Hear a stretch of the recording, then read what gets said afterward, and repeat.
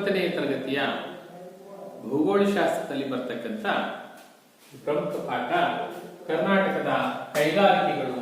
ಈ ಪಾಠದ ಬಗ್ಗೆ ಅಭ್ಯಾಸ ಮಾಡ್ತಾ ಹೋಗೋಣ. 9ನೇ ತರಗತಿಯ ಕೈಗಾರಿಕೆಗಳು ಪಾಠಕ್ಕೆ ನಾವು ಅಭ್ಯಾಸ ಮಾಡ್ತಾ ಇದ್ದೀವಿ. ಅಧ್ಯಾಯ 8. ಓಕೆ, ಈ ಪಾಠದಲ್ಲಿ ನಾವು ಯಾವ ಕಲಿಕಾಂಶಗಳನ್ನ ಕುರಿತು ಅಭ್ಯಾಸ ಮಾಡ್ತೀವಿ? ಪ್ರತಿಯೊಂದು ಪಾಠದಲ್ಲಿ ಒಂದಷ್ಟು ಕಲಿಕಾಂಶಗಳು ಅಂತ ಇರುತ್ತೆ.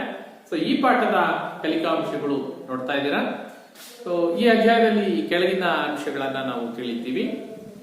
ಕರ್ನಾಟಕದ ಕೈಗಾರಿಕೆಗಳು, ಅವುಗಳ ಮಹತ್ವ ಮತ್ತು ಕೈಗಾರಿಕಾ ಅಭಿವೃದ್ಧಿಯ ಬಗ್ಗೆ ಅಭ್ಯಾಸ ಮಾಡ್ತೀವಿ. ಅಂದ್ರೆ ಕರ್ನಾಟಕಗಳು ಸ್ಥಾಪನೆಯಾಗುವ ಮಹತ್ವ ಮತ್ತು ಹೇಗೆ ಬೆಳೆದು ಬಂತು. ಟೆಕ್ಸ್ಟ್ ಬಂದ್ಬಿಟ್ಟು ಕರ್ನಾಟಕದ ಕಬ್ಬಿಣ ಮತ್ತು ಉಕ್ಕಿನ ಕೈಗಾರಿಕೆ, ಪ್ರಮುಖ ಕೈಗಾರಿಕೆಗಳನ್ನ ಅಭ್ಯಾಸ ಮಾಡ್ತೀವಿ. ಅಲ್ಲಿ ಕಬ್ಬಿಣ ಮತ್ತು ಉಕ್ಕಿನ ಕೈಗಾರಿಕೆಯ ಹಂಚಿಕೆ ಮತ್ತು ಉತ್ಪಾದನೆ ಬಗ್ಗೆ ನೋಡ್ತೇವೆ. ಹತ್ತಿ ಬಟ್ಟೆ ಕೈಗಾರಿಕೆ, ಸಕ್ಕರೆ ಕೈಗಾರಿಕೆ, ಸಿಮೆಂಟ್ ಕೈಗಾರಿಕೆ ಮತ್ತು ಕಾಗದದ ಕೈಗಾರಿಕೆಗಳನ್ನ ಪರ್ಟಿಕ್ಯುಲರ್ ಆಗಿ ಯಾವಾಗ ಆರಂಭ ಆದವು, ಹೇಗೆ ಬೆಳವಣಿಗೆ ಹೊಂದಿದ್ವು ಅಂತ ನೋಡ್ತೇವೆ. ಬೆಂಗಳೂರಿಗೆ ಬಂದ್ರೆ ಭಾರತದ ಪ್ರಮುಖ ಮಾಹಿತಿ ತಂತ್ರಜ್ಞಾನದ ಕೈಗಾರಿಕಾ ಕೇಂದ್ರವಾಗಿ ಬೆಂಗಳೂರು ಬೆಳಿಲಿಕ್ಕೆ ಕಾರಣ ಏನು, ಹೇಗೆ ಬೆಳೆದಿದೆ ಅನ್ನೋದನ್ನು ನೋಡ್ತೇವೆ. ಹಾಗೆ ಕೊನೆಯದಾಗಿ ಕರ್ನಾಟಕದ ಪ್ರಮುಖ ಕೈಗಾರಿಕಾ ವಲಯಗಳನ್ನ ಕುರಿತು ಅಭ್ಯಾಸ ಮಾಡ್ತೇವೆ. ಸೊ ಇಷ್ಟು ಕಲಿಕಾಂಶಗಳನ್ನ ನಾವು ಈ ಪಾಠದಲ್ಲಿ ಅಭ್ಯಾಸ ಮಾಡ್ತೇವೆ. ಸೊ ಹಾಗಾದ್ರೆ ನಾವು ಇವತ್ತಿನ ತರಗತಿನ ಶುರು ಮಾಡೋದಾದ್ರೆ, ಸೊ ಫಸ್ಟಿಗೆ ಕೈಗಾರಿಕೆಗಳು ಅಂತ ಬಂದಾಗ ಯಾವುದೇ ರಾಜ್ಯ ತ್ವರಿತಗತಿಯಲ್ಲಿ ಅಭಿವೃದ್ಧಿಯನ್ನ ಸಾಧಿಸಬೇಕು ಅಂತ ಹೇಳಿದ್ರೆ, ಅಭಿವೃದ್ಧಿ ಹೊಂದಬೇಕು ಅಂತ ಹೇಳಿದ್ರೆ, ಆ ರಾಜ್ಯದ ಕೈಗಾರಿಕಾ ಅಭಿವೃದ್ಧಿ ಪ್ರಮುಖ ಪಾತ್ರ ವಹಿಸುತ್ತೆ. ಯಾವ ರಾಷ್ಟ್ರದಲ್ಲಿ ಕೈಗಾರಿಕೆಗಳು ಹೆಚ್ಚೆಚ್ಚು ಸ್ಥಾಪನೆಯಾಗುತ್ತೋ, ಕೈಗಾರಿಕಾ ಅಭಿವೃದ್ಧಿಗಳು ಹೆಚ್ಚಾಗಿದೆ ಅಂದ್ರೆ ಕೈಗಾರಿಕೆ ಹೆಚ್ಚಿನ ಅಭಿವೃದ್ಧಿಯನ್ನ ಸಾಧಿಸಿದೆಯೋ, ಆ ರಾಷ್ಟ್ರ ಖಂಡಿತವಾಗಲೂ ಮುಂದುವರೆದಿರ್ತಕ್ಕಂಥ ರಾಷ್ಟ್ರ ಆಗಿರುತ್ತೆ. ರಾಷ್ಟ್ರದ ಆರ್ಥಿಕಾಭಿವೃದ್ಧಿ, ಒಂದು ರಾಷ್ಟ್ರ ಶೀಘ್ರಗತಿಯಲ್ಲಿ ಅಭಿವೃದ್ಧಿ ಹೊಂದಬೇಕು ಅಂತ ಹೇಳಿದ್ರೆ, ನಾವು ಆ ರಾಷ್ಟ್ರದಲ್ಲಿ ಕೈಗಾರಿಕೆಗಳಿಗೆ ಹೆಚ್ಚಿನ ಒತ್ತನ್ನು ಕೊಟ್ಟಾಗ ಅದು ಶೀಘ್ರವಾಗಿ ಅಭಿವೃದ್ಧಿಯನ್ನು ಹೊಂದಲಿಕ್ಕೆ ಸಾಧ್ಯ ಇದೆ. ಸೊ ನಾವು ಕರ್ನಾಟಕದ ಕೈಗಾರಿಕಾ ಅಭಿವೃದ್ಧಿಯನ್ನ ಓದೋದ್ರಿಂದ ಕರ್ನಾಟಕದಲ್ಲಿ ಕೈಗಾರಿಕೆಗಳನ್ನ ಸ್ಥಾಪನೆ ಮಾಡಲಿಕ್ಕೆ ಯಾವ ಅವಕಾಶಗಳಿದೆ, ಎಷ್ಟು ಸನ್ನಿವೇಶ ಪೂರಕವಾಗಿದೆ ಅಂತ ನೋಡೋದಾದ್ರೆ ನೋಡಿ, ಕರ್ನಾಟಕದಲ್ಲಿ ಕೈಗಾರಿಕೆಯ ಸ್ಥಾಪನೆಗೆ ಅಗತ್ಯವಾಗಿರ್ತಕ್ಕಂಥ ಅಂಶಗಳು ಯಾವುವು ಅಂದ್ರೆ, ಕರ್ನಾಟಕದಲ್ಲಿ ಕೈಗಾರಿಕೆಯನ್ನ ಅಭಿವೃದ್ಧಿ ಮಾಡಲಿಕ್ಕೆ ಅಂಶಗಳು ಪೂರಕವಾಗಿದೆಯೋ ಅಥವಾ ಇಲ್ವೋ ಅಂತ ನೋಡಿದ್ರೆ, ಕರ್ನಾಟಕದಲ್ಲಿ ಕೈಗಾರಿಕೆ ಸ್ಥಾಪನೆ ಮಾಡಲಿಕ್ಕೆ, ಕೈಗಾರಿಕಾ ಅಭಿವೃದ್ಧಿಗೆ ಅಗತ್ಯವಾಗಿರ್ತಕ್ಕಂಥ ಹಲವಾರು ಅಂಶಗಳು ಲಭ್ಯ ಇದೆ. ನೋಡಿ, ಸಾಮಾನ್ಯವಾಗಿ ಒಂದು ಕೈಗಾರಿಕೆ ಸ್ಥಾಪನೆ ಆಗ್ಬೇಕು, ಕೈಗಾರಿಕೆ ಅಭಿವೃದ್ಧಿ ಆಗ್ಬೇಕು ಅಂದ್ರೆ ಯಾವ ಅಂಶಗಳು ಅಗತ್ಯ ಅಂತ ನೋಡಿದ್ರೆ, ಕರ್ನಾಟಕದಲ್ಲಿ ಕೈಗಾರಿಕೆ ಸ್ಥಾಪನೆಗೆ ಎಲ್ಲ ಅಂಶಗಳು ಲಭ್ಯ. ನಿಮಗೆ ಪರೀಕ್ಷೆಯಲ್ಲಿ ಪ್ರಶ್ನೆ ಕೇಳಬಹುದು ಮಕ್ಕಳೇ, ಕರ್ನಾಟಕದಲ್ಲಿ ಕೈಗಾರಿಕಾ ಅಭಿವೃದ್ಧಿಗೆ ಇರುವ ಅನುಕೂಲಗಳನ್ನು ತಿಳಿಸಿ ಅಂತ ನಿಮ್ಗೇನಾದ್ರು ಪ್ರಶ್ನೆ ಕೇಳಿದ್ರೆ, 2 ಅಂಕಗಳಿಗೆ ಕೇಳ್ತಕ್ಕಂಥ ಪ್ರಶ್ನೆ, ಏನು ಸನ್ನಿವೇಶ ಕೈಗಾರಿಕೆಗೆ ಪೂರಕವಾಗಿದೆ ಸಮರ್ಥಿಸಿ. ಕರ್ನಾಟಕದಲ್ಲಿ ಕೈಗಾರಿಕಾ ಅಭಿವೃದ್ಧಿಗೆ ಸನ್ನಿವೇಶ ಪೂರಕವಾಗಿದೆ, ಈ ಹೇಳಿಕೆಯನ್ನ ಸಮರ್ಥಿಸಿ ಅಂತ ಕೇಳಿದಾಗ, ಕೈಗಾರಿಕೆ ಸ್ಥಾಪನೆ ಮಾಡಲಿಕ್ಕೆ ಮೊದಲನೇದಾಗಿ ಖನಿಜ ಸಂಪತ್ತು ಬೇಕು. ಕರ್ನಾಟಕದಲ್ಲಿ ಹೇಳಿ ಕೇಳಿ ಅಪಾರವಾಗಿರ್ತಕ್ಕಂಥ ಖನಿಜ ನಿಕ್ಷೇಪ ಇದೆಯಲ್ಲ, ಖನಿಜ ಸಂಪನ್ಮೂಲಗಳು ನಿಸರ್ಗದತ್ತವಾಗಿ ಲಭ್ಯ ಇರತಕ್ಕಂಥ ಯಥೇಚ್ಛವಾಗಿರ್ತಕ್ಕಂಥ ಖನಿಜ ಸಂಪತ್ತು ಇದೆ. ಸೊ ಹಾಗಾಗಿ ಕೈಗಾರಿಕೆಗಳನ್ನ ಅಗತ್ಯವಾಗಿ ಸ್ಥಾಪನೆ ಮಾಡಬಹುದು. ಕಚ್ಚಾ ವಸ್ತುಗಳ ಲಭ್ಯತೆ ಬಂದ್ರೆ, ಕಚ್ಚಾ ವಸ್ತುಗಳ ಲಭ್ಯತೆ ಯಥೇಚ್ಛವಾಗಿದೆ. 2 ಬೇರೆ ಬೇರೆನಾ ಅಂತ ಅನಿಸ್ಬೋದು ನಿಮಗೆ. ಖನಿಜ ಸಂಪತ್ತು ಖನಿಜಾಧಾರಿತ ಕೈಗಾರಿಕೆಗಳಿಗೆ ಖನಿಜ ಸಂಪತ್ತು ಕಚ್ಚಾ ವಸ್ತುಗಳಾದ್ರೆ, ಕೃಷಿ ಆಧಾರಿತ ಕೈಗಾರಿಕೆಗಳಿಗೆ ಕಚ್ಚಾ ವಸ್ತುಗಳೇ ಬೇರೆ. ಫಾರ್ ಎಕ್ಸಾಂಪಲ್, ಈಗ ಉದಾಹರಣೆಗೆ ಹೇಳ್ಬೇಕು ಅಂತ ಹೇಳಿದ್ರೆ ನಿಮಗೆ, ಈಗ ಕಾಗದ ಕೈಗಾರಿಕೆಗೆ ಕಚ್ಚಾ ವಸ್ತುಗಳೇನು ಅಂತ ಬಂದಾಗ, ಖನಿಜಗಳನ್ನ ಕಚ್ಚಾ ವಸ್ತುಗಳನ್ನಾಗಿ ಬಳಸ್ತೀವ ಅಂತ ನೋಡಿದ್ರೆ ಇಲ್ಲ. ಮತ್ತೇನು, ಅರಣ್ಯ ಪ್ರಮುಖವಾಗಿ ಯಾವುದಕ್ಕೆ, ಕಾಗದ ಕೈಗಾರಿಕೆಗೆ ಬೇಕಾಗಿರ್ತಕ್ಕಂಥ ಸಂಪನ್ಮೂಲಗಳು ಕಚ್ಚಾ ವಸ್ತುಗಳು ಅಂತ ಬಂದಾಗ ಅರಣ್ಯದ ಉತ್ಪನ್ನಗಳು ಅಂತ ಹೇಳ್ತೀವಿ. ಹಾಗಾಗಿ ಬೇರೆ ಬೇರೆ ಕೈಗಾರಿಕೆಗಳಿಗೆ ಬೇರೆ ಬೇರೆ ಕಚ್ಚಾ ವಸ್ತುಗಳ ಲಭ್ಯತೆ. ಈಗ ಬಿದಿರಿನ ಕೈಗಾರಿಕೆಗಳಿದೆಯಪ್ಪ, ಅಂದ್ರೆ ಬಿದಿರಿನ ಬುಟ್ಟಿ ಅಥವಾ ಬಿದಿರಿನ ಉಪಕರಣಗಳನ್ನ ತಯಾರು ಮಾಡ್ತಕ್ಕಂಥ ಕೈಗಾರಿಕೆಗಳಿಗೆ ಕಚ್ಚಾ ವಸ್ತು ಏನಪ್ಪಾ, ಬಿದಿರು ಒಂದು ಕಚ್ಚಾ ವಸ್ತು ಆಗುತ್ತೆ. ಸೊ ಹಾಗಾಗಿ ಕಚ್ಚಾ ವಸ್ತುಗಳು, ಈಗ ಹತ್ತಿ ಬಟ್ಟೆ ಕೈಗಾರಿಕೆ, ಹತ್ತಿ ಬಟ್ಟೆಗೆ ಕೈಗಾರಿಕೆ ಕಚ್ಚಾ ವಸ್ತು ಏನು, ಹತ್ತಿ. ಸಕ್ಕರೆಗೆ ಕಚ್ಚಾ ವಸ್ತು ಏನು, ಕಬ್ಬು. ಸೊ ಹೀಗೆ ಕಚ್ಚಾ ವಸ್ತುಗಳ ಲಭ್ಯತೆ ಹೆಚ್ಚಾಗಿದೆ. ಹಾಗಾಗಿ ಕೈಗಾರಿಕೆಗಳನ್ನು ಸ್ಥಾಪನೆ ಮಾಡಲಿಕ್ಕೆ ಕರ್ನಾಟಕದಲ್ಲಿ ಸನ್ನಿವೇಶ ಪೂರಕವಾಗಿದೆ. ಯಾವುದೇ ಒಂದು ಕೈಗಾರಿಕೆ ಸ್ಥಾಪನೆ ಆಗಬೇಕು ಅಂದ್ರೆ ಸೂಕ್ತ ವಾಯುಗುಣ ಇರಬೇಕು. ಕರ್ನಾಟಕದಲ್ಲಿ ಕೈಗಾರಿಕೆಗಳನ್ನ ಸ್ಥಾಪಿಸಲಿಕ್ಕೆ ಸೂಕ್ತವಾದಂತಹ ವಾಯುಗುಣ ಇದೆ. ಹಾಗಾಗಿ ವಾಯುಗುಣದ ತೊಂದರೆ ಇಲ್ಲ, ಕೈಗಾರಿಕೆಗಳನ್ನ ಅಭಿವೃದ್ಧಿ ಮಾಡಬಹುದು. ಇನ್ನ ಕೈಗಾರಿಕೆಗಳು ಸಾಕಷ್ಟು ನೀರನ್ನ ಬೇಡುತ್ತೆ, ನೀರಿನ ಪೂರೈಕೆ ಯಥೇಚ್ಛವಾಗಿರುವುದು ಕೈಗಾರಿಕೆಗಳಿಗೆ. ಸೊ ಕರ್ನಾಟಕದಲ್ಲಿ ಸಾಕಷ್ಟು ನದಿಗಳಿದೆ, ಹಾಗಾಗಿ ನೀರಿನ ಸಾಕಷ್ಟು ಪೂರೈಕೆ ಇರೋದ್ರಿಂದ ಕೈಗಾರಿಕೆ ಸ್ಥಾಪನೆಗೆ ಯಾವುದೇ ತೊಂದರೆ ಇಲ್ಲ. ಪರಿಸ್ಥಿತಿ ಕೈಗಾರಿಕೆಗಳಿಗೆ ಪೂರಕವಾಗಿದೆ. ಇನ್ನ ಕೈಗಾರಿಕೆಗಳಲ್ಲಿ ಉತ್ಪಾದನೆ ಆಗ್ತಕ್ಕಂತ ವಸ್ತುಗಳನ್ನ ಸಾಗಾಟ ಮಾಡಲಿಕ್ಕೆ ಅಥವಾ ಕೈಗಾರಿಕೆಗಳಿಗೆ ಕಚ್ಚಾ ವಸ್ತುವನ್ನ ಪೂರೈಕೆ ಮಾಡಲಿಕ್ಕೆ ಸಾರಿಗೆ ಬಹಳ ಮುಖ್ಯ. ಹಾಗಾಗಿ ಕರ್ನಾಟಕದಲ್ಲಿ ಉತ್ತಮವಾಗಿರ್ತಕ್ಕಂಥ ಸಾರಿಗೆ ವ್ಯವಸ್ಥೆ ಇದೆ. ನೋಡಿ, ನೀವು ಎಲ್ಲೇ ಯಾವುದೇ ಕೈಗಾರಿಕೆ ಇರ್ತಕ್ಕಂಥ ಪ್ರದೇಶಗಳನ್ನ ನೋಡಿ, ಆ ಕೈಗಾರಿಕಾ ಪ್ರದೇಶಗಳು ಎಲ್ಲಿ ಸ್ಥಾಪನೆ ಆಗಿರುತ್ತೆ ಅಂದ್ರೆ ಎಲ್ಲ ಅಂಶಗಳನ್ನ ಆಧರಿಸಿ ಸ್ಥಾಪನೆ ಆಗಿದೆ. ಅಂದ್ರೆ ಕೈಗಾರಿಕೆಗಳು ಇರ್ತಕ್ಕಂಥ ಪ್ರದೇಶಗಳಿಗೆ ಕಚ್ಚಾ ವಸ್ತುಗಳು ನಿರಂತರವಾಗಿ ಸಾಗಿಸ್ಲಿಕ್ಕೆ, ಉತ್ಪಾದನೆ ಆಗಿರ್ತಕ್ಕಂಥ ಸಿದ್ಧ ವಸ್ತುಗಳನ್ನ ಮಾರುಕಟ್ಟೆಗೆ ಸಾಗಿಸ್ಲಿಕ್ಕೆ ಉತ್ತಮ ಸಾರಿಗೆ ವ್ಯವಸ್ಥೆ ಬೇಕು. ಹಾಗಾಗಿ ಕರ್ನಾಟಕದಲ್ಲಿ ಉತ್ತಮವಾದ ಸಾರಿಗೆ ಇರೋದ್ರಿಂದ ಕೈಗಾರಿಕೆಗಳನ್ನ ಅಭಿವೃದ್ಧಿ ಮಾಡಬಹುದು.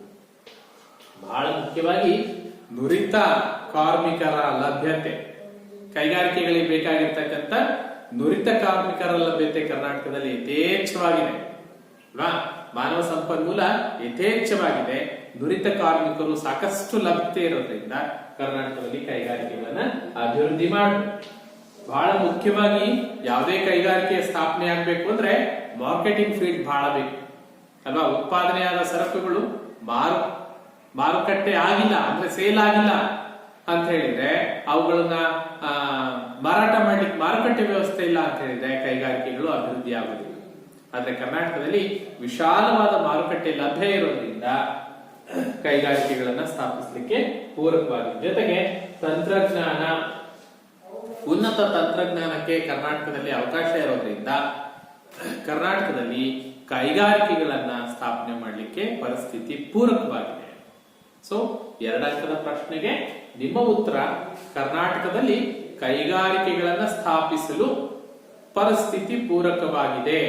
ಈ ಹೇಳಿಕೆಯನ್ನ ಸಮರ್ಥಿಸಿ ಅಂದ್ರೆ ಈ ಅಂಶಗಳನ್ನ, ಈ ಪಾಯಿಂಟ್ಗಳನ್ನ ಬರಿತಾ ಹೋಗ್ಬೇಕಾಗುತ್ತೆ. ಅಥವಾ ಕರ್ನಾಟಕದಲ್ಲಿ ಅಥವಾ ಕೈಗಾರಿಕೆಗಳಿಗೆ ಪೂರಕವಾದ ಅಂಶಗಳನ್ನ ತಿಳಿಸಿ ಅಂತ ಹೇಳಿದ್ರೆ ಇವು ಪೂರಕವಾದ ಅಂಶಗಳು ಅಂತ ಹೇಳ್ತೀವಿ. ಇನ್ನು ಕರ್ನಾಟಕದಲ್ಲಿ ಕೈಗಾರಿಕೆಗಳು ಹೇಗೆ ಬೆಳೆದು ಬಂತು ಅಂತ ನೋಡಿದ್ರೆ ಒಂದು ಡೆಫಿನೇಷನ್, ಒಂದು ಹೇಳಿಕೆ ನೆನಪಿರಲಿ ನಿಮಗೆ. ಏನ್ ಹೇಳಿಕೆ ಅಂತ ಹೇಳಿದ್ರೆ ಕೈಗಾರೀಕರಣ ಇಲ್ಲವೇ ವಿನಾಶ. ಕೈಗಾರೀಕರಣ ಇಲ್ಲವೇ ವಿನಾಶ ಅಂತ ಈ ಹೇಳಿಕೆಯನ್ನು ಕೊಟ್ಟವರು ಯಾರು? Yes, very good, ಗೊತ್ತಿದೆಯಲ್ಲ.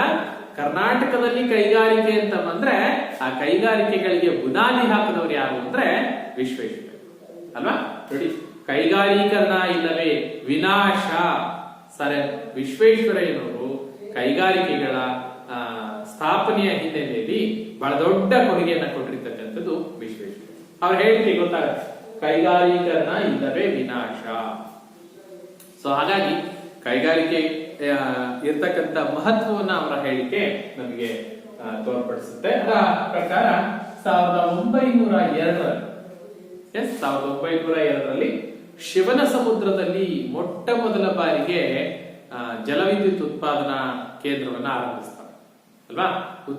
ಶಿವನ ಸಮುದ್ರ ಜಲವಿದ್ಯುತ್ ಕೇಂದ್ರ ಪ್ರಾರಂಭಗೊಂಡ ನಂತರದಲ್ಲಿ ಹಲವಾರು ರೀತಿಯ ಕೈಗಾರಿಕೆಗಳು ಆರಂಭ ಆಗಲಿಕ್ಕೆ ಶುರುವಾಗುತ್ತೆ. ಅಂದ್ರೆ ಕೈಗಾರಿಕೆಗಳ ಆರಂಭ ಕರ್ನಾಟಕದಲ್ಲಿ ಸ್ವತಂತ್ರ ಪೂರ್ವದಿಂದಲೂ ಕೂಡ, ಸ್ವತಂತ್ರ ಪೂರ್ವದಿಂದ 1902ರಲ್ಲಿ ಏನು ಜಲವಿದ್ಯುತ್ ಯೋಜನೆ ಶುರುವಾಯಿತು, ಅಲ್ಲಿಂದ ವಿಶ್ವೇಶ್ವರಯ್ಯ ನೇತೃತ್ವದಲ್ಲಿ ಹಲವಾರು ಕೈಗಾರಿಕೆಗಳು ಆರಂಭ ಆಗ್ತಾ ಹೋಗುತ್ತೆ. ಆರಂಭವಾಗಿರ್ತಕ್ಕಂಥ ಕೈಗಾರಿಕೆಗಳು ನಂತರದಲ್ಲಿ ಏನಾಗುತ್ತೆ, 1923ರಲ್ಲಿ ಸ್ವಲ್ಪ ದೊಡ್ಡ ಪ್ರಮಾಣದ ಕೈಗಾರಿಕೆಗಳು ಆರಂಭ ಮಾಡಲಾಗುತ್ತೆ. ಅದರಲ್ಲಿ ಕಬ್ಬಿಣ ಮತ್ತು ಉಕ್ಕಿನ ಕೈಗಾರಿಕೆ ಅಲ್ವಾ, ಭದ್ರಾವತಿಯಲ್ಲಿ ಭಾರತದ ದಕ್ಷಿಣ ಭಾರತದ ಮೊಟ್ಟ ಮೊದಲ ಕಬ್ಬಿಣ ಮತ್ತು ಉಕ್ಕಿನ ಕೈಗಾರಿಕೆ ಕರ್ನಾಟಕದಲ್ಲಿ ಸ್ಥಾಪನೆ ಆಗುತ್ತೆ. ಅಂದ್ರೆ 23ರ ನಂತರದಲ್ಲಿ ಕರ್ನಾಟಕದಲ್ಲಿ ದೊಡ್ಡ ಪ್ರಮಾಣದ ಕೈಗಾರಿಕೆಗಳು ಕಾರ್ಯಾರಂಭ ಆಯಿತು. ಅದರಲ್ಲಿ ಇಂಜಿನಿಯರಿಂಗ್ ಕೈಗಾರಿಕೆಗಳಿರ್ಬೋದು ಅಥವಾ ಮೆಷಿನ್ ಟೂಲ್ಸ್ ಕೈಗಾರಿಕೆಗಳು, ಗಡಿಯಾರಗಳು, ಸೊ ಈ ತರದ ಒಂದಷ್ಟು ಟೆಕ್ನಿಕಲ್ ಇಂಜಿನಿಯರಿಂಗ್ ವಸ್ತುಗಳನ್ನ ತಯಾರು ಮಾಡ್ತಕ್ಕಂಥ ಕೈಗಾರಿಕೆಗಳು ಶುರುವಾದ. ಸೊ ಕರ್ನಾಟಕದಲ್ಲಿ ಕೈಗಾರಿಕೆಗಳ ಬೆಳವಣಿಗೆ ಅಂತ ನೋಡಿದಾಗ ಎಲ್ಲಿಂದ ಶುರುವಾಯಿತು ಕೈಗಾರಿಕಾ ಬೆಳವಣಿಗೆ, ಹೇಗೆ ಬೆಳವಣಿಗೆ ಆಯಿತು ಅಂತ ನೋಡ್ತೀವಿ. ಸೊ ಕರ್ನಾಟಕದಲ್ಲಿ ಕೈಗಾರಿಕೆಗಳ ಬೆಳವಣಿಗೆಗೆ ಬಹಳ ಪ್ರಮುಖ ಪಾತ್ರ ವಹಿಸಿರ್ತಕ್ಕಂಥದ್ದು ಆಗಿನ ಕರ್ನಾಟಕದ ಆಳ್ವಿಕೆ ನಡೆಸ್ತಾ ಇದ್ದಂತಹ ಬ್ರಿಟಿಷರು, ಅದರ ಜೊತೆಗೆ ಮೈಸೂರಿನ ಆಳಸರು ಅಲ್ವಾ, ಅವತ್ತಿನ ದಿವಸ ಆಳ್ವಿಕೆ ನಡೆಸ್ತಾ ಇದ್ದಂತಹ ಅರಸರುಗಳು ಮತ್ತು ಬ್ರಿಟಿಷರ ಆಸಕ್ತಿಯ ಕಾರಣದಿಂದಾಗಿ ಕರ್ನಾಟಕದಲ್ಲಿ ಕೈಗಾರಿಕೆಗಳು ಬೆಳವಣಿಗೆ ಹೊಂದಾವ. ಸೊ ಇದಿಷ್ಟು ಕೈಗಾರಿಕೆಗಳ ಸ್ಥಾಪನೆಗೆ ಇರ್ತಕ್ಕಂಥ ಅನುಕೂಲ ಮತ್ತು ಬೆಳೆದು ಬಂದಿರತಕ್ಕಂಥ ದಾರಿ ಅಂತ ಬಂದಾಗ ಈ ಅಂಶಗಳನ್ನ ನೆನಪಿಟ್ಟು ಈಗ ಒಂದೊಂದೇ ಕೈಗಾರಿಕೆಗಳನ್ನ ನಾವು ತಿಳಿತಾ ಬರೋಣ. ಮೊದಲನೇದಾಗಿ ಕಬ್ಬಿಣ ಮತ್ತು ಉಕ್ಕಿನ ಕೈಗಾರಿಕೆ. ಕಬ್ಬಿಣ ಮತ್ತು ಉಕ್ಕಿನ ಕೈಗಾರಿಕೆ ಕರ್ನಾಟಕದ ಕೈಗಾರಿಕೆಗಳಲ್ಲಿ ಅತಿ ದೊಡ್ಡ ಕಬ್ಬಿಣ ಮತ್ತು ಉಕ್ಕಿನ ಕೈಗಾರಿಕೆ ಈಗಾಗಲೇ ನಿಮಗೆ ತಿಳಿಸಿದ ಹಾಗೆ ದಕ್ಷಿಣ ಭಾರತದಲ್ಲೇ ಮೊಟ್ಟ ಮೊದಲ ಕಬ್ಬಿಣ ಮತ್ತು ಉಕ್ಕಿನ ಕೈಗಾರಿಕೆ ಸ್ಥಾಪನೆಯಾಗಿದ್ದು ಕರ್ನಾಟಕ. ಅದು ಯಾರ ಮುಂದಾಲೋಚನೆ ಅಂತ ಹೇಳಿದ್ರೆ ಅದು ಸರ್ ಎಂ ವಿಶ್ವೇಶ್ವರಯ್ಯನವರ ದೂರದೃಷ್ಟಿಯ ಪರಿಣಾಮ. ಕರ್ನಾಟಕದಲ್ಲಿ ಅದರಲ್ಲೂ ಭದ್ರಾವತಿ, ಶಿವಮೊಗ್ಗ ಜಿಲ್ಲೆಯ ಭದ್ರಾವತಿಯಲ್ಲಿ ಮೊಟ್ಟ ಮೊದಲ ಕಬ್ಬಿಣ ಉಕ್ಕಿನ ಕೈಗಾರಿಕೆ ಕಾರ್ಯಾರಂಭ ಮಾಡಿದೆ. ಹಾಗೆ ಹೇಳಿದಾಗೆ ಸರ್ ಎಂ ವಿಶ್ವೇಶ್ವರಯ್ಯನವರ ದೂರದೃಷ್ಟಿಯ ಪರಿಣಾಮ ಏನಾಗುತ್ತೆ ನೋಡಿ. ವಿಶ್ವೇಶ್ವರಯ್ಯನವರ ದೂರದೃಷ್ಟಿಯ ಫಲ ಬಾಬಾ ಬುಡನ್ಗಿರಿ, ಹೇಳಿರಲ್ಲ ಬಾಬಾ ಬುಡನ್ಗಿರಿ, ಚಿಕ್ಕಮಗಳೂರು ಜಿಲ್ಲೆಯ ಬಾಬಾ ಬುಡನ್ಗಿರಿಯಲ್ಲಿ ಲಭ್ಯ ಇದ್ದಂತಹ ಕಬ್ಬಿಣದ ಅದಿರನ್ನ ಉಪಯೋಗಿಸಿಕೊಳ್ಳುವ ಉದ್ದೇಶದಿಂದ ತುಂಬಾ ದೊಡ್ಡ ಪ್ರಮಾಣದಲ್ಲಿ ಲಭ್ಯ ಇದ್ದಂತಹ ಕಬ್ಬಿಣದ ಅದಿರನ್ನ ಉಪಯೋಗಿಸಿಕೊಂಡು ಶಿವಮೊಗ್ಗ ಜಿಲ್ಲೆಯ ಭದ್ರಾವತಿಯಲ್ಲಿ 1923ರಲ್ಲಿ ದಕ್ಷಿಣ ಭಾರತದ ಮೊಟ್ಟ ಮೊದಲ ಕಬ್ಬಿಣ ಮತ್ತು ಉಕ್ಕಿನ ಕೈಗಾರಿಕೆ ಕರ್ನಾಟಕದಲ್ಲಿ, ಅದರಲ್ಲೂ ಶಿವಮೊಗ್ಗ ಜಿಲ್ಲೆಯ ಭದ್ರಾವತಿಯಲ್ಲಿ ಕಾರ್ಯಾರಂಭ ಮಾಡಿರ್ತಕ್ಕಂಥದ್ದು ಬಹಳ ಹೆಮ್ಮೆ ವಿಚಾರ. ಬಾಬಾ ಬುಡನ್ಗಿರಿಯಲ್ಲಿ ಏನು ಕೆಮ್ಮಣ್ಗುಂಡಿ ಅಂತ ಏನ್ ಕರಿತೀವಿ, ಕೆಮ್ಮಣ್ಗುಂಡಿಯಲ್ಲಿ ಲಭ್ಯ ಇರತಕ್ಕಂಥ ಕಬ್ಬಿಣದ ಅದರನ್ನ ಭದ್ರಾವತಿಗೆ ಸಾಗಾಟ ಮಾಡಿ ಅಲ್ಲಿ ಕಬ್ಬಿಣ ಮತ್ತು ಉಕ್ಕಿನ ಕೈಗಾರಿಕೆಯನ್ನ ಆರಂಭಿಸ್ತಾರೆ. ಇವತ್ತಿಗೂ ಕೂಡ ಭದ್ರಾವತಿಯನ್ನ ಉಕ್ಕಿನ ನಗರ ಅಂತಾನೆ ಕರೀತಾರೆ. ಇದನ್ನ ಆರಂಭದಲ್ಲಿ MISL ಅಂತ ಕರೀತಾ ಇದೆ. MISL, Mysuru iron and steel industries limited. MISL ವಿಸ್ತರಣಾ ರೂಪ ಕೇಳ್ಬೋದು ನಿಮ್ಗೆ. MISL ವಿಸ್ತರಣಾ ರೂಪ Mysuru iron and steel industries limited. ಆರಂಭದಲ್ಲಿ ಮೈಸೂರು ಕಬ್ಬಿಣ ಮತ್ತು ಉಕ್ಕಿನ ಕೈಗಾರಿಕೆ ಅಂತ ಇದನ್ನ ಕರೀತಾರೆ. ಆದ್ರೆ ಆ ನಂತರದಲ್ಲಿ ಏನಾಗುತ್ತೆ, ನಂತರದ ವರ್ಷಗಳಲ್ಲಿ ಸುಮಾರು ವರ್ಷಗಳ ಕಳೆದ ನಂತರದಲ್ಲಿ ಭಾರತದಲ್ಲಿ ಈ ಭಾರತದ ಉಕ್ಕು ಪ್ರಾಧಿಕಾರ ಅಂತ ಒಂದು ಸ್ಥಾಪನೆ ಆಗುತ್ತೆ. ಭಾರತದ ಉಕ್ಕು ಪ್ರಾಧಿಕಾರ, ಅದನ್ನ SAIL ಅಂತ ಕರೀತಾರೆ. 1989 ನೆನ್ಪಿಟ್ಕೊಳ್ಬೇಕು. ಭಾರತದ ಉಕ್ಕು ಪ್ರಾಧಿಕಾರ ಎಷ್ಟರಲ್ಲಿ ಸ್ಥಾಪನೆ ಆಯಿತು ಅಂತ ಹೇಳಿದ್ರೆ 1989ರಲ್ಲಿ ಭಾರತದ ಉಕ್ಕು ಪ್ರಾಧಿಕಾರ ಅಂತ ಸ್ಥಾಪನೆ ಆಗುತ್ತೆ. ಈ ಉಕ್ಕು ಪ್ರಾಧಿಕಾರ ಭಾರತದಲ್ಲಿ ಕಬ್ಬಿಣ ಮತ್ತು ಉಕ್ಕಿನ ಕೈಗಾರಿಕೆಗಳ ನಿರ್ವಹಣೆ ಮಾಡುತ್ತೆ. ಸೊ ಯಾವಾಗ SAILಗೆ ವರ್ಗಾವಣೆ ಆಗುತ್ತೆ ಈ ಒಂದು ಕಾರ್ಖಾನೆ ನೋಡಿ, SAIL steel authority of India limited, SAIL ನ ವಿಸ್ತರಣಾ ರೂಪ steel authority of India limited ಅಥವಾ ಕನ್ನಡದಲ್ಲಿ ಭಾರತದ ಉಕ್ಕು ಪ್ರಾಧಿಕಾರ ಅಂತ ಕರೀತಾರೆ. ಈ ಉಕ್ಕು ಪ್ರಾಧಿಕಾರಕ್ಕೆ ವರ್ಗಾವಣೆಯಾದ ನಂತರದಲ್ಲಿ ಅಲ್ಲಿವರೆಗೂ ಇದ್ದಂತಹ ಹೆಸರನ್ನ ಚೇಂಜ್ ಮಾಡ್ತಾರೆ. MISL ಏನಿತ್ತು ಅದು VISL ಅಂತ ಚೇಂಜ್ ಆಗುತ್ತೆ. ಅಂದ್ರೆ ಅಲ್ಲಿವರೆಗೂ ಮೈಸೂರು ಕಬ್ಬಿಣ ಮತ್ತು ಉಕ್ಕಿನ ಕೈಗಾರಿಕೆ ಅಂತ ಕರೀತಾ ಇದ್ರು. ಆ ನಂತರದಲ್ಲಿ ವಿಶ್ವೇಶ್ವರಯ್ಯ ಕಬ್ಬಿಣ ಮತ್ತು ಉಕ್ಕಿನ ಕೈಗಾರಿಕೆ ಅಂತ ಮರುನಾಮಕರಣಗಳು, ಹೆಸರನ್ನು ಚೇಂಜ್ ಮಾಡುತ್ತೆ. VISL ವಿಸ್ತರಣಾ ರೂಪ Visvesvaraya iron and steel industries limited. ಇವತ್ತಿಗೂ ಕೂಡ ವಿಶ್ವೇಶ್ವರಯ್ಯ ಕಬ್ಬಿಣ ಮತ್ತು ಉಕ್ಕಿನ ಕೈಗಾರಿಕೆ ಅಂತಾನೆ ಆ ಕೈಗಾರಿಕೆನ ಕರೀತೀವಿ. ಈಗಾಗಲೇ ಹೇಳಿದಾಗೆ ದಕ್ಷಿಣ ಭಾರತದಲ್ಲೇ ಮೊಟ್ಟ ಮೊದಲ ಕಬ್ಬಿಣ ಮತ್ತು ಉಕ್ಕಿನ ಕೈಗಾರಿಕೆ ಭದ್ರಾವತಿಯಲ್ಲಿದೆ. ಅದಕ್ಕೆ ಕಬ್ಬಿಣದ ಅದನ್ನೇನೋ ಎಲ್ಲಿಂದ ಸಪ್ಲೈ ಮಾಡ್ತಾರಪ್ಪ, ಕೆಮ್ಮಣ್ಗುಂಡಿಯಿಂದ ಸಪ್ಲೈ ಮಾಡ್ತಾರೆ. ಕೆಮ್ಮಣ್ಗುಂಡಿ ಅಂದ್ರೆ ಬಾಬಾ ಬುಡನ್ಗಿರಿ ಪ್ರದೇಶದಲ್ಲಿದ್ದಂತಹ ಕಬ್ಬಿಣದ ಅದನ್ನ ಪ್ರಮುಖವಾಗಿ ಪೂರೈಕೆ ಮಾಡ್ತಾ ಇದ್ರು. ಕಬ್ಬಿಣದ ಅದು ಬಂದ್ರೆ ಈಗ ಕಬ್ಬಿಣ ಮತ್ತು ಉಕ್ಕಿನ ಕೈಗಾರಿಕೆಗೆ ಬೇಕಾದ ಕಚ್ಚಾ ವಸ್ತುಗಳೇನು ಅಂತ ನೋಡಿದ್ರೆ ಕಬ್ಬಿಣದ ಅದು ಬೇಕು. ಕಬ್ಬಿಣದ ಅದನ್ನೇನೋ ಕೆಮ್ಮಣ್ಗುಂಡಿ ಕಳಿಸ. ಸುಣ್ಣ ಬೇಕು. ಸುಣ್ಣ ಬಂದ್ಬಿಟ್ಟು ಎಲ್ಲಿಂದ ಬರುತ್ತೆ, ಬಂಡಿಗುಡ್ಡ. ನೆನ್ಪಿಟ್ಕೊಳ್ಳಿ, ಭದ್ರಾವತಿಯ ಕಬ್ಬಿಣ ಉಕ್ಕಿನ ಕೈಗಾರಿಕೆಗೆ ಕಚ್ಚಾ ವಸ್ತುಗಳು ಎಲ್ಲೆಲ್ಲಿಂದ ಸಪ್ಲೈ ಆಗ್ತಾ ಇದೆ ಅಂತ ನೋಡಿದ್ರೆ ಕೆಮ್ಮಣ್ಗುಂಡಿಯಿಂದ ಕಬ್ಬಿಣದ ಸಪ್ಲೈ ಮಾಡ್ತಾರೆ. ಬಂಡಿಗುಡ್ಡದಿಂದ ಸುಣ್ಣ ಸರಬರಾಜು ಆಗುತ್ತೆ, ಸಪ್ಲೈ ಆಗುತ್ತೆ. ಭದ್ರಾ ನದಿಯಿಂದ ನೀರಿನ ಸರಬರಾಜು ಆಗ್ತಾ ಇದೆ. ಸಂಡೂರಿನಿಂದ ಮ್ಯಾಂಗನೀಸ್ ಸಪ್ಲೈ ಆಗುತ್ತೆ. ಮ್ಯಾಂಗನೀಸ್ ಅಲ್ವಾ, ಉಕ್ಕಿನ ತಯಾರಿಕೆಯಲ್ಲಿ ಬೇಕಾಗ್ತಕ್ಕಂತ ಮಿಶ್ರಲೋಹ ಮ್ಯಾಂಗನೀಸ್. ಕಬ್ಬಿಣದ ಅದರ ಜೊತೆ ಮ್ಯಾಂಗನೀಸ್ ಅನ್ನ ಮಿಶ್ರಣ ಮಾಡಿಬಿಟ್ಟು ಉಕ್ಕನ್ನ ತಯಾರು ಮಾಡ್ತಾರೆ, ಸ್ಟೀಲ್ ಅನ್ನ. ಸೊ ಸಂಡೂರಿನಿಂದ ಅದಕ್ಕೆ ಬೇಕಾಗಿರ್ತಕ್ಕಂಥ ಮ್ಯಾಂಗನೀಸ್ ಸಪ್ಲೈ ಆಗ್ತಾರೆ. ಇನ್ನ ಆರಂಭದಲ್ಲಿ ಕಬ್ಬಿಣ ಉಕ್ಕಿನ ಕೈಗಾರಿಕೆಯಲ್ಲಿ ಊದುಕುಲುಮೆಯನ್ನ ಬಳಸಲಾಗ್ತಾ ಇದೆ. ಊದುಕುಲುಮೆಗೆ ಉರುವಲನ್ನ ಹೆಚ್ಚಾಗಿ ಬಳಸ್ತಾ ಇದ್ರು. ಊದುಕುಲುಮೆ ಕಬ್ಬಿಣದ ಅದನ್ನ ಕರಗಿಸ್ತಕ್ಕಂತ ಒಂದು ಫ್ಯಾಕ್ಟರಿ ಏನಿದೆ ಅದರಲ್ಲಿ ಉರುವಲನ್ನ ಬಳಸ್ತಾ ಇದ್ರು. ಕಲ್ಲಿದ್ದಲನ್ನ ಬಳಸ್ಬಿಟ್ಟು ಉರುವಲನ್ನ ಬಳಸ್ತಾ ಇದ್ರು. ಆದ್ರೆ ಇತ್ತೀಚೆಗೆ ಏನ್ ಮಾಡ್ತಾ ಇದ್ದಾರೆ, ಶರಾವತಿ ವಿದ್ಯುತ್ ತಯಾರಿಕಾ ಘಟಕ ಕಾರ್ಯಾರಂಭ ಮಾಡಿದ್ಮೇಲೆ ಶರಾವತಿ ವಿದ್ಯುತ್ ಅನ್ನ ಬಳಸ್ಬಿಟ್ಟು ಇವತ್ತು ವಿದ್ಯುತ್ನ ಊದುಕುಲುಮೆಯನ್ನ ಬಳಸ್ಬಿಟ್ಟು ಕಬ್ಬಿಣ ಮತ್ತು ಉಕ್ಕಿನ ಕೈಗಾರಿಕೆ ಕಾರ್ಯಾರಂಭ ಮಾಡಿ. ಸೊ ಎಲ್ಲೆಲ್ಲಿಂದ ಏನೇನು ಸಪ್ಲೈ ಆಗತ್ತೆ ಅನ್ನೋದು ನೆನಪಿರಲಿ. ಭದ್ರಾವತಿ ಕಬ್ಬಿಣ ಉಕ್ಕಿನ ಕೈಗಾರಿಕೆಯಲ್ಲಿ ಕೆಮ್ಮಣ್ಗುಂಡಿಯಿಂದ ಕಬ್ಬಿಣದ ಅದಿರು, ಬಂಡಿಗುಡ್ಡದಿಂದ ಸುಣ್ಣ, ಭದ್ರಾ ನದಿಯಿಂದ ನೀರು, ಸಂಡೂರಿನಿಂದ ಮ್ಯಾಂಗನೀಸ್ ಮತ್ತು ಶರಾವತಿ ವಿದ್ಯುತ್ ಘಟಕದಿಂದ ವಿದ್ಯುತ್ ಅನ್ನ ಸರಬರಾಜು ಮಾಡಿ ವಿದ್ಯುತ್ ಅನ್ನ ಕಬ್ಬಿಣ ಮತ್ತು ಉಕ್ಕನ್ನ ತಯಾರು ಮಾಡ್ತಾ ಇದ್ದಾರೆ. ವಿಶೇಷ ರೀತಿಯ ಉಕ್ಕನ್ನ ತಯಾರು ಮಾಡ್ತಾರೆ. ಅದ್ರ ಜೊತೆಗೆ ಬೀಡು ಕಬ್ಬಿಣವನ್ನು ಕೂಡ ಇಲ್ಲಿ ಉತ್ಪಾದನೆ ಮಾಡಲಾಗಿದೆ. ಇದು ಕರ್ನಾಟಕದ ಪ್ರಮುಖ ಕಬ್ಬಿಣ ಮತ್ತು ಉಕ್ಕಿನ ಕೈಗಾರಿಕೆ ಅಂದ್ರೆ ಭದ್ರಾವತಿ ಕೈಗಾರಿಕೆ. ಇದರ ಜೊತೆಗೆ ಇತ್ತೀಚಿನ ವರ್ಷಗಳಲ್ಲಿ ಅಂದ್ರೆ 2001ರಲ್ಲಿ ಒಂದು ಹೊಸ ಕಬ್ಬಿಣ ಮತ್ತು ಉಕ್ಕಿನ ಕೈಗಾರಿಕೆ ಕಾರ್ಯಾರಂಭ ಮಾಡಿದೆ. ಅದನ್ನ ಜಿಂದಾಲ್ ಅಂತ ಕರೀತಾರೆ. ಹೆಸರು ಕೇಳಿದ್ರಲ್ಲ, ಜಿಂದಾಲ್ ಕಬ್ಬಿಣ ಮತ್ತು ಉಕ್ಕಿನ ಕೈಗಾರಿಕೆ ಅಲ್ವಾ. Vijayanagara iron and steel industries ಅಂತ ಕರಿತೀವಿ. ವಿಜಯನಗರ ಕಬ್ಬಿಣ ಮತ್ತು ಉಕ್ಕಿನ ಕೈಗಾರಿಕೆ ಬಳ್ಳಾರಿ ಜಿಲ್ಲೆಯಲ್ಲಿ ಬರುತ್ತೆ. ಬಳ್ಳಾರಿ ಜಿಲ್ಲೆಯ ತೋರಣಗಲ್ ಸಮೀಪದಲ್ಲಿ ಇರ್ತಕ್ಕಂಥದ್ದು ಜಿಂದಾಲ್ ಫ್ಯಾಕ್ಟರಿ. ಇದು ಆಧುನಿಕ ಕಬ್ಬಿಣ ಮತ್ತು ಉಕ್ಕಿನ ಕೈಗಾರಿಕೆ ಇತ್ತೀಚಿನ ವರ್ಷಗಳಲ್ಲಿ ಆರಂಭ ಮಾಡಿರೋದ್ರಿಂದ ಉನ್ನತ ತಂತ್ರಜ್ಞಾನವನ್ನು ಬಳಸಿಕೊಂಡಿದೆ.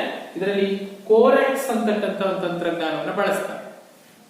ನೆನ್ಪಿಡ್ಕೋಬೇಕು, ಕೋರೆಕ್ಸ್ ತಂತ್ರಜ್ಞಾನವನ್ನ ಅಳವಡಿಸಿಕೊಂಡಿರ್ತಕ್ಕಂಥ ಕಬ್ಬಿಣ ಮತ್ತು ಉಕ್ಕಿನ ಕೈಗಾರಿಕೆ ಕರ್ನಾಟಕದಲ್ಲಿ ಯಾವುದು ಅಂತ ಹೇಳಿದ್ರೆ ಅದು ಜಿಂದಾಲ್ ಕಬ್ಬಿಣ ಮತ್ತು ಉಕ್ಕಿನ ಕೈಗಾರಿಕೆ. ಕೋರೆಕ್ಸ್ ಅಂತಕ್ಕಂಥ ಆಧುನಿಕ ತಂತ್ರಜ್ಞಾನವನ್ನು ಬಳಸ್ಕೊಂಡ್ಬಿಟ್ಟು ಅಲ್ಲಿ ಕಬ್ಬಿಣ ಮತ್ತು ಉಕ್ಕನ್ನ ಉತ್ಪಾದನೆ ಮಾಡಲಾಗ್ತದೆ. ಸೊ ಕಬ್ಬಿಣ ಮತ್ತು ಉಕ್ಕಿನ ಕೈಗಾರಿಕೆಯನ್ನ ಕುರಿತು ಬರೆಯಿರಿ ಅಂತ ಹೇಳಿದ್ರೆ ನಾವು ಪ್ರಮುಖವಾಗಿ 2 ಕೈಗಾರಿಕೆಗಳನ್ನ ಬರೀಬೇಕಾಗುತ್ತೆ. ಒಂದು ಭದ್ರಾವತಿಯ VISL, ಈಗ VISL ಅಂತ ಕರೀತಾರೆ, ಮತ್ತೆ ಬಳ್ಳಾರಿಯ ಜಿಂದಾಲ್. ಈ 2 ಕೈಗಾರಿಕೆಗಳು ಕರ್ನಾಟಕದ ಪ್ರಮುಖ ಕಬ್ಬಿಣ ಮತ್ತು ಉಕ್ಕಿನ ಕೈಗಾರಿಕೆ. ನೆಕ್ಸ್ಟ್ ಬಂದ್ಬಿಟ್ಟು ಹತ್ತಿ ಬಟ್ಟೆ ಕೈಗಾರಿಕೆ. ಹತ್ತಿ ಬಟ್ಟೆ ಕೈಗಾರಿಕೆ ಕರ್ನಾಟಕದ ಪ್ರಮುಖ ಕೃಷಿ ಆಧಾರಿತ ಕೈಗಾರಿಕೆ. ಸೊ ಈಗಾಗಲೇ ಹೇಳಿದಾಗೆ ಕೈಗಾರಿಕೆ ಅಂತ ಬಂದಾಗ 2 ಭಾಗ ಮಾಡ್ತೀವಿ, ಖನಿಜಾಧಾರಿತ ಕೈಗಾರಿಕೆಗಳು ಮತ್ತು ಕೃಷಿ ಆಧಾರಿತ ಕೈಗಾರಿಕೆಗಳು. ಯಾವ್ದ್ರ ಆಧಾರದ ಮೇಲೆ ಆ ಕೈಗಾರಿಕೆಗಳಲ್ಲಿ ಬಳಸುವ ಕಚ್ಚಾ ವಸ್ತುವನ್ನು ಆಧರಿಸಿ ಎರಡು ಭಾಗ ಮಾಡ್ತೀವಿ. ಅದರಲ್ಲಿ ಈ ಹತ್ತಿ ಬಟ್ಟೆ ಕೈಗಾರಿಕೆ ಬಂದ್ಬಿಟ್ಟು ಇದು ಕೃಷಿ ಆಧಾರಿತ ಕೈಗಾರಿಕೆಗಳಲ್ಲಿ ಪ್ರಮುಖವಾಗಿರ್ತಕ್ಕಂಥ ಕೈಗಾರಿಕೆ. ಸೊ ಹತ್ತಿ ಬಟ್ಟೆ ಕೈಗಾರಿಕೆ ಇದು ಪ್ರಾಚೀನ ಕಾಲದಿಂದಲೂ ಕೂಡ ಕರ್ನಾಟಕದಲ್ಲಿ ಈ ಮಗ್ಗಗಳಲ್ಲಿ ಕೈಮಗ್ಗಗಳಲ್ಲಿ ಬಟ್ಟೆ ತಯಾರು ಮಾಡ್ತಕ್ಕಂಥದ್ದು ಪ್ರಾಚೀನ ಕಾಲದಿಂದಲೂ ನಡ್ಕೊಂಡು ಬಂದಿರತಕ್ಕಂಥ ಒಂದು ಬಟ್ಟೆ ತಯಾರಿಕಾ ಉದ್ಯಮ. ಸೊ ಇತ್ತೀಚೆಗೆ ಯಂತ್ರೋಪಕರಣಗಳಿಂದ ಇವನ್ನ ಬಟ್ಟೆಗಳನ್ನ ತಯಾರು ಮಾಡ್ತಕ್ಕಂಥ ಉದ್ಯಮಗಳು ಆರಂಭ ಆದ್ಮೇಲೆ ಕೈಮಗ್ಗದ ಉದ್ಯಮಗಳಿಗೆ ಬೇಡಿಕೆ ಕಡಿಮೆ ಆಗಿದೆ. ಆದ್ರೂ ಇತ್ತೀಚಿನ ದಿನಗಳಲ್ಲಿ ಮತ್ತೆ ಕೈಮಗ್ಗಗಳ ಬಟ್ಟೆಗಳಿಗೆ, ಖಾದಿ ಬಟ್ಟೆಗಳಿಗೆ ಹೆಚ್ಚಿನ ಬೇಡಿಕೆ ಇರ್ತಕ್ಕಂಥದ್ದನ್ನ ನಾವು ಗುರುತಿಸ್ತೀವಿ. ಈ ಹತ್ತಿ ಬಟ್ಟೆ ಕೈಗಾರಿಕೆಗಳು ಪ್ರವರ್ಧಮಾನಕ್ಕೆ ಬಂದಿದ್ದು ಯಾವಾಗ ಅಂತ ನೋಡಿದ್ರೆ 19ನೇ ಶತಮಾನದ ಕೊನೆಯ ಭಾಗ. 19ನೇ ಶತಮಾನದ ಕೊನೆಯ ಭಾಗದಲ್ಲಿ ಬಟ್ಟೆ ಕೈಗಾರಿಕೆಗಳು, ಆಧುನಿಕ ಬಟ್ಟೆ ಕೈಗಾರಿಕೆಗಳು ಆರಂಭ ಆಗುತ್ತೆ. ಅದರಲ್ಲೂ ಕೂಡ ಸ್ಪಿನ್ನಿಂಗ್ ಗಿರಣಿಗಳು, ಸ್ಪಿನ್ನಿಂಗ್ ಮತ್ತು ಜನ್ನಿಂಗ್ ಮಿಷನ್ಸ್ ಬಂದ ನಂತರ, ಈ ಜಿನ್ನಿಂಗ್ ಗಿರಣಿ ಅಂತ ಹೇಳಿದ್ರೆ ಅದು ಒಂದು ಮಿಷನ್ಸ್ ಏನ್ ಮಾಡುತ್ತೆ ಅಂತ ಹೇಳಿದ್ರೆ, ಹತ್ತಿ ಇರುತ್ತಲ್ಲ, ಹತ್ತಿಯನ್ನ ಅದ್ರಲ್ಲಿ ಹಾಕಿದಾಗ ಹತ್ತಿಯಿಂದ ಹತ್ತಿಯ ಬೀಜವನ್ನ ಬೇರ್ಪಡಿಸ್ತಕ್ಕಂತ ಒಂದು ಮಿಷನ್, ಅದನ್ನ ಜಿನ್ನಿಂಗ್ ಗಿರಣಿ ಅಂತ ಕರಿತೀವಿ. ಸೊ ಇದರಿಂದ ಏನಾಗುತ್ತೆ ಅಂತ ಹೇಳಿದ್ರೆ ದೊಡ್ಡ ಪ್ರಮಾಣದಲ್ಲಿ ಹತ್ತಿಯಿಂದ ಹತ್ತಿ ಬೀಜಗಳನ್ನ ಬೇಗ ಬೇಗ ಬೇರ್ಪಡಿಸೋದ್ರ ಮೂಲಕ ಹತ್ತಿಯನ್ನ ಉತ್ಪಾದನೆಗೆ ಲಭ್ಯ ಮಾಡುತ್ತೆ. ಇನ್ನ ಸ್ಪಿನ್ನಿಂಗ್ ಗಿರಣಿ ಅಂತಕ್ಕಂಥ, ಸ್ಪಿನ್ನಿಂಗ್ ಗಿರಣಿ ಅಂತ ಹೇಳಿದ್ರೆ ಇದು ಹತ್ತಿಯಿಂದ ನೂಲನ್ನ ತೆಗಿತಕ್ಕಂಥ, ದಾರವನ್ನ ತೆಗಿತಕ್ಕಂಥ ಯಂತ್ರಗಳು, ಇವನ್ನ ಸ್ಪಿನ್ನಿಂಗ್ ಗಿರಣಿ ಅಂತ ಕರಿತೀವಿ. ಸೊ ಈ ಸ್ಪಿನ್ನಿಂಗ್ ಮತ್ತು ಜೆನ್ನಿಂಗ್ ಮಿಷನ್ಸ್ ಬಂದ ನಂತರದಲ್ಲಿ ಏನಾಗುತ್ತೆ, ಹತ್ತಿಯಿಂದ ಹತ್ತಿಯ ಬೀಜಗಳನ್ನ ಬೇರ್ಪಡಿಸಿ ಹತ್ತಿ ನೂಲನ್ನ, ದಾರವನ್ನ ತಯಾರು ಮಾಡ್ತಕ್ಕಂಥ ಉದ್ಯಮಗಳು ಬೆಳೆದ ನಂತರದಲ್ಲಿ ಹತ್ತಿ ಬಟ್ಟೆ ಕೈಗಾರಿಕೆ ತುಂಬಾ ವ್ಯಾಪಕವಾಗಿ ಬೆಳವಣಿಗೆಯನ್ನ ಹೊಂದುತ್ತೆ. 1884 ಇಸ್ವಿ ನೆನ್ಪಿಡಿ, ಮೊಟ್ಟ ಮೊದಲ ಕರ್ನಾಟಕದಲ್ಲಿ ಮೊಟ್ಟ ಮೊದಲ ಹತ್ತಿಯ ಗಿರಣಿ ಆರಂಭ ಆಗಿದ್ದು 1884. ಆಧುನಿಕ ಹತ್ತಿ ಗಿರಣಿ 1884ರಲ್ಲಿ MSK ಗಿರಣಿ ಅಂತ ಆರಂಭ ಆಗುತ್ತೆ ಕಲಬುರಗಿ.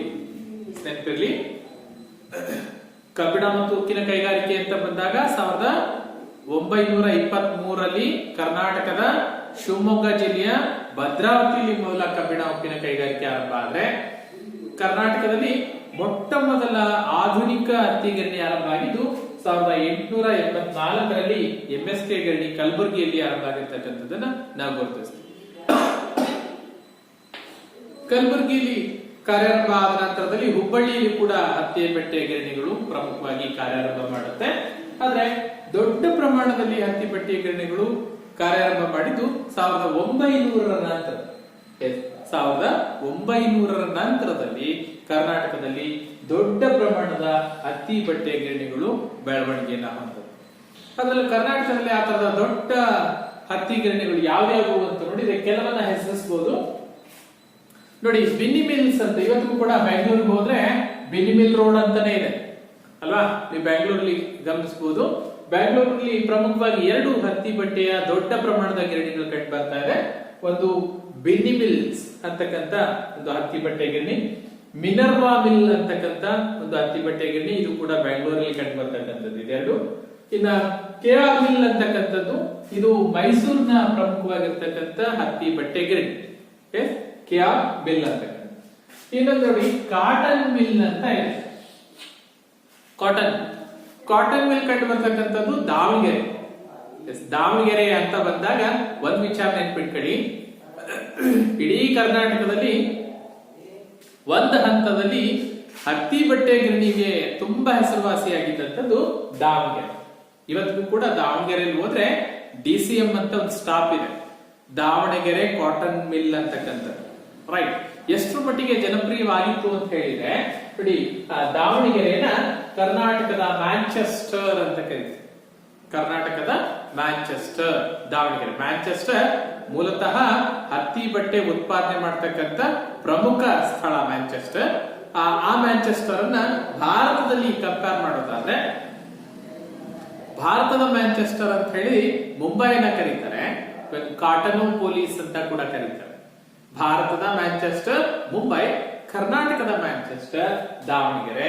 ಕಾರಣ ಏನು ಅಂತ ಹೇಳಿದ್ರೆ ದಾವಣಗೆರೆಯಲ್ಲಿ ಹತ್ತಿ ಬಟ್ಟೆ ಉತ್ಪಾದನೆ ಮಾಡತಕ್ಕಂತ ಗಿರಣಿಗಳು ಯಥೇಚ್ಛವಾಗಿ ಇದ್ದಿದ್ರಿಂದ, ಹೆಚ್ಚಿನ ಪ್ರಮಾಣದಲ್ಲಿ ಹತ್ತಿ ಬಟ್ಟೆ ಉತ್ಪಾದನೆ ಮಾಡ್ತಾ ಇದ್ದರಿಂದ ಇದನ್ನ ಕರ್ನಾಟಕದ ಮ್ಯಾಂಚೆಸ್ಟರ್ ಅನ್ನೋ ಹೆಸರಿನಲ್ಲಿ ಗುರುತಿಸ್ತಾರೆ. ಒಟ್ಟು ಈಗ ಅಟ್ ಪ್ರೆಸೆಂಟ್ ಕರ್ನಾಟಕದಲ್ಲಿ ಇರ್ತಕ್ಕಂತ ಹತ್ತಿ ಬಟ್ಟೆ ಗಿರಣಿಗಳು ಅಂತ ಹೇಳಿದ್ರೆ ದೊಡ್ಡ ಪ್ರಮಾಣದ ಹತ್ತಿ ಬಟ್ಟೆ ಗಿರಣಿಗಳು, ಸಣ್ಣ ಹತ್ತಿ ಬಟ್ಟೆ ಗಿರಣಿಗಳು ಬಹಳ ಪ್ರಮಾಣದಲ್ಲಿ ಇದೆ. ದೊಡ್ಡ ಪ್ರಮಾಣದ ಹತ್ತಿ ಬಟ್ಟೆ ಗಿರಣಿಗಳು ಅಂದ್ರೆ 44 ಇದೆ. ನೆನ್ಪಿಡಿ, 44 ದೊಡ್ಡ ಪ್ರಮಾಣದ ಹತ್ತಿ ಬಟ್ಟೆ ಗಿರಣಿಗಳನ್ನ ಇವತ್ತು ಕರ್ನಾಟಕದಲ್ಲಿ ನಾವು ಗುರುತಿಸ್ತೀವಿ. ಹಾಗೇನೆ ಸುಮಾರು 44 ಹತ್ತಿ ಬಟ್ಟೆ ಗಿರಣಿಗಳಿಂದ 5.1 ದಶಲಕ್ಷ ಮೀಟರ್ ಹತ್ತಿ ಬಟ್ಟೆಯನ್ನ ಪ್ರತಿ ವರ್ಷ ವಾರ್ಷಿಕವಾಗಿ ಕರ್ನಾಟಕದಲ್ಲಿ ಉತ್ಪಾದನೆ ಮಾಡ್ತಾರೆ. ಇದು ವಿಸ್ತರಣೆ ಆಗಲಿಕ್ಕೆ ಕಾರಣ ಅಂತ ಹೇಳಿದ್ರೆ ಕರ್ನಾಟಕ ಸರ್ಕಾರ ಒಂದು ಸುವರ್ಣ ಜವಳಿ ನೀತಿ ಅಂತ ಜಾರಿಗೊಳಿಸುತ್ತೆ. ನೆನ್ಪಿಡಿ, ಸುವರ್ಣ ಜವಳಿ ನೀತಿ ಎಷ್ಟರ ಜಾರಿಗೆ ಬಂತು? 2008, 2013, 2008 ರಿಂದ 2013 ಅವಧಿಯನ್ನ ಕರ್ನಾಟಕದಲ್ಲಿ ಸುವರ್ಣ ಜವಳಿ ನೀತಿ ಅಂತ ಕರೀತಾರೆ. ಈ ಸುವರ್ಣ ಜವಳಿ ನೀತಿ ಜಾರಿಗೊಂಡ ನಂತರದಲ್ಲಿ ಕರ್ನಾಟಕದ ಸುಮಾರು ಒಂದು 11 ಜಿಲ್ಲೆಗಳು, ಎಷ್ಟು ಜಿಲ್ಲೆಗಳು? ಕರ್ನಾಟಕದ 11 ಜಿಲ್ಲೆಗಳಲ್ಲಿ ಜವಳಿ ಪಾರ್ಕ್ಗಳನ್ನ ನಿರ್ಮಾಣ ಮಾಡ್ತಾ ಹೋಗ್ತಾರೆ. ಏನು ಜವಳಿ ಪಾರ್ಕ್? ಸಿದ್ಧ ಉಡುಪುಗಳನ್ನ ತಯಾರು ಮಾಡ್ತಕ್ಕಂಥ ಕೇಂದ್ರ. ಬಟ್ಟೆಯಿಂದ ಸಿದ್ಧ ಉಡುಪುಗಳನ್ನ ತಯಾರು ಮಾಡ್ತಕ್ಕಂಥ ಕೇಂದ್ರಗಳನ್ನ ಸ್ಥಾಪನೆ ಮಾಡ್ತಾರೆ. ಎಷ್ಟು ಜಿಲ್ಲೆಗಳಿದೆ? 11 ಜಿಲ್ಲೆಗಳಲ್ಲಿ ಸಿದ್ಧ ಉಡುಪು ತಯಾರಿಕಾ ಘಟಕಗಳನ್ನ ಕರ್ನಾಟಕದಲ್ಲಿ ಕಾರ್ಯಾರಂಭ ಮಾಡ್ತು. ಇವತ್ತು ಎಷ್ಟು ಮಟ್ಟಿಗೆ ಆ ಉದ್ಯಮಗಳು ಬೆಳೆದಿದೆ ಅಂತ ಹೇಳಿದ್ರೆ ಪ್ರಮುಖವಾಗಿ ವಿದೇಶಗಳಿಗೆ ಸಿದ್ಧಪಡಿಸಿದ ಉಡುಪುಗಳನ್ನ ರಫ್ತು ಮಾಡೋದು ಅದರ ಪ್ರಮುಖ ಉದ್ದೇಶ ಆಗಿರುತ್ತೆ. ತುಂಬಾನೇ ಪ್ರಮಾಣದಲ್ಲಿ ಹತ್ತಿ ಬಟ್ಟೆ ಮತ್ತು ಸಿದ್ಧ ಉಡುಪುಗಳನ್ನ ರಫ್ತು ಮಾಡ್ತಾ ಇದ್ದಾರೆ, ತಯಾರು ಮಾಡ್ತಾರೆ. ಕರ್ನಾಟಕದಲ್ಲಿ ಅದರಲ್ಲೂ ಪ್ರಮುಖ ಜವಳಿ ಉದ್ಯಮಗಳನ್ನ ಅಥವಾ ಸಿದ್ಧ ಉಡುಪು ಕೇಂದ್ರಗಳನ್ನ ಹೆಸರಿಸಿ ಅಂತ ಹೇಳಿದ್ರೆ ನೋಟ್ ಮಾಡಬಹುದು. ಪ್ರಮುಖ ಜಿಲ್ಲೆಗಳು ಅಂತಂದ್ರೆ ನೋಡಿ, ದೊಡ್ಡಬಳ್ಳಾಪುರದಲ್ಲಿ ಅಲ್ವಾ? ದೊಡ್ಡಬಳ್ಳಾಪುರ ಪ್ರಮುಖ ಸಿದ್ಧ ಉಡುಪುಗಳ ಉತ್ಪಾದನಾ ಕೇಂದ್ರ ಆಗಿದೆ. ಆನೇಕಲ್ಲಲ್ಲಿದೆ, ಬೆಳಗಾವಿಯಲ್ಲಿದೆ, ಮೈಸೂರಲ್ಲಿದೆ, ರಾಮನಗರದಲ್ಲಿದೆ. ಸೊ ಇದು ದೊಡ್ಡ ದೊಡ್ಡ ಪ್ರಮಾಣದ ಸಿದ್ಧ ಉಡುಪುಗಳ ಉತ್ಪಾದನಾ ಕೇಂದ್ರಗಳಾಗಿದೆ. ಸೊ ಹತ್ತಿ ಉದ್ಯಮ, ಹತ್ತಿ ಬಟ್ಟೆ ಅಂತ ಬಂದಾಗ ಕರ್ನಾಟಕದಲ್ಲಿ ತುಂಬಾ ದೊಡ್ಡ ಪ್ರಮಾಣದಲ್ಲಿ ಬಟ್ಟೆಗಳ ಉತ್ಪಾದನೆ ಆಗುತ್ತೆ, ಸಿದ್ಧ ವಸ್ತುಗಳ ರಫ್ತು ಕೂಡ ಆಗುತ್ತೆ. ಕರ್ನಾಟಕ ಇಡೀ ದೇಶದಲ್ಲಿ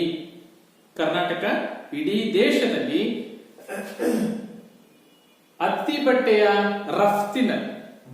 ರಫ್ತಿನಲ್ಲಿ ಎಷ್ಟನೇ ಸ್ಥಾನದಲ್ಲಿದೆ? 2ನೇ ಸ್ಥಾನದಲ್ಲಿದೆ. ಹತ್ತಿ ಉಡುಪುಗಳ, ಸಿದ್ಧ ಉಡುಪುಗಳ ರಫ್ತಿನಲ್ಲಿ, ಬಟ್ಟೆ ಉತ್ಪಾದನೆಯಲ್ಲಿ ಭಾರತದಲ್ಲೇ ಕರ್ನಾಟಕ 2ನೇ ಸ್ಥಾನದಲ್ಲಿರೋದನ್ನ ಗುರುತಿಸ್ತೀವಿ.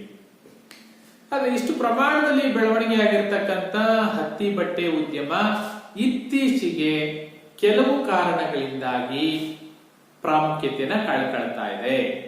ಅಂದ್ರೆ ಹತ್ತಿ ಬಟ್ಟೆ ಗಿರಣಿಗಳು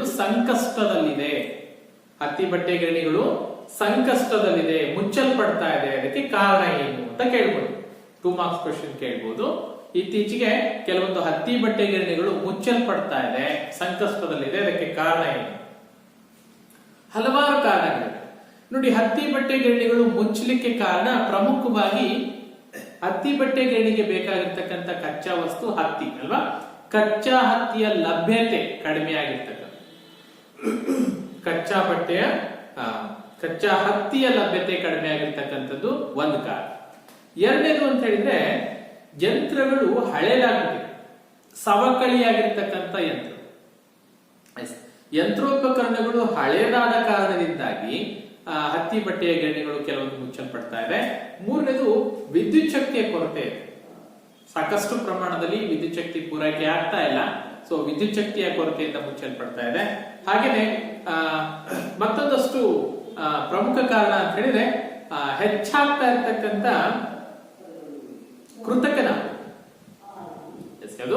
ಕೃತಕ ನಾರು, ಈಗ ಹತ್ತಿ ಬಟ್ಟೆಗೆ ಪರ್ಯಾಯವಾಗಿ ಕೃತಕ ನಾರಿನಿಂದ ತಯಾರಾಗ್ತಕ್ಕಂಥ ಬಟ್ಟೆಗಳಿಗೆ ಬೇಡಿಕೆ ಹೆಚ್ಚಿರೋದ್ರಿಂದ ಅದರ ಜೊತೆ ಸ್ಪರ್ಧೆ ಮಾಡಲಾಗಿದೆ ಕೆಲವೊಂದು ಹತ್ತಿ ಬಟ್ಟೆಯ ಗಿರಣಿಗಳು ಮುಚ್ಚಲ್ಪಡ್ತಾ ಇದೆ. ಹಾಗೇನೆ ಉತ್ಪಾದನಾ ವೆಚ್ಚ ಹೆಚ್ಚಾಗ್ತಾ ಇದೆ ಇತ್ತೀಚಿನ ದಿನಗಳಲ್ಲಿ. ಎಸ್, ಆ ವಸ್ತುಗಳನ್ನ ಮಾರಾಟ ಮಾಡಿದ್ರಿಂದ ಬರುವ ಆದಾಯ ಕಡಿಮೆ ಆಗ್ತಾ ಇದೆ, ಉತ್ಪಾದನಾ ವೆಚ್ಚ ಹೆಚ್ಚಾಗ್ತಾ ಇದೆ. ಸೊ ಹಾಗಾಗಿ ಕೆಲವೊಂದು ಹತ್ತಿ ಬಟ್ಟೆ ಗಿರಣಿಗಳು ಇತ್ತೀಚಿನ ದಿನಗಳಲ್ಲಿ ಮುಚ್ಚಲ್ಪಡ್ತಾ ಇರೋದನ್ನ ನಾವು ಗಮನಿಸ್ತೀವಿ. ಸೊ ಇದಿಷ್ಟು ಹತ್ತಿ ಬಟ್ಟೆ ಗಿರಣಿಗಳು ಅಂತ ಬಂದಾಗ, ಹತ್ತಿ ಬಟ್ಟೆ ಕೈಗಾರಿಕೆ ಅಂತ ಬಂದಾಗ ಪ್ರಮುಖವಾಗಿ ಯಾವ ಹತ್ತಿ ಬಟ್ಟೆ ಕೈಗಾರಿಕೆಗಳಿದೆ, ಅದರ ಸಾಧಕ ಬಾಧಕಗಳೇನು ಅನ್ನೋದನ್ನ ನೆನಪಿಟ್ಟು. ಸೊ ಇವತ್ತಿನ ಕ್ಲಾಸ್ ಅಲ್ಲಿ ನಾವು ಕಲಿತಿರ್ತಕ್ಕಂಥ ಅಂಶಗಳನ್ನ ನೋಡಿದೆ.